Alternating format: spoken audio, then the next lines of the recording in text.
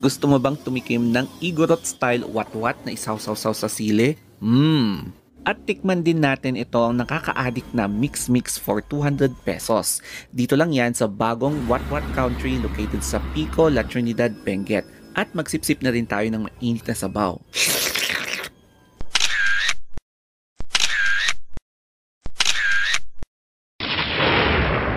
Pag galing ka sa Baguio, sabihin mo lang sa driver na doon sa What Country doon sa Pico. So ayan yung karatula niya, What Country. Kaya puntahan natin and kapansin-pansin na malawak din yung parking space at malawak din yung premises niya. As compared sa What Country doon sa Buyagan or Poblacion La Trinidad Benguet na medyo mas masikip ng konti yung space. Ayan, katulad niya, no?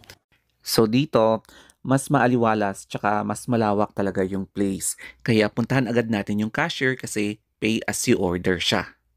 Ang o-orderin natin dito ay yung what rice tsaka yung dinawis rice na tagwa 150. And then meron din dito dinakdakan, lomi, mix-mix na 200 pesos. May isang what rice, tapos may isang mix-mix. Okay. Bale, self-service nga din pala dito wherein kukunin mo yung mga condiments, tapos yung mga baso, kapag iinom ka ng tubig and another cup kapag gusto mong uminom ng kape. So, punta na tayo sa table natin. Ganito nga pala yung ambience from our table dito sa loob-loob, and then makikita nyo may wash area katulad niyan na lababo. O, di ba? So, mas malawak talaga siya and mas maaliwalas. Medyo mabilis yung service kasi in less than 5 minutes, eto na yung order namin. Kasi nga, simple lang yung paggawa ng what, pansit, rice, tsaka sabaw. Inuuna ko talaga na higupin yung sabaw katulad nito para ma-activate yung mga organs ko. So, syempre, pakiramdaman ko muna bago ko higupin para hindi mapaso. Sa wakas, eto na yung in-order ko na what rice with malaking what tapos rice at pansit.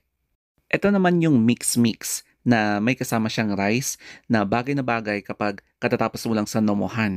Only rice nga pala yung what rice, basta kayang-kaya mong kainin yung mga extra rice.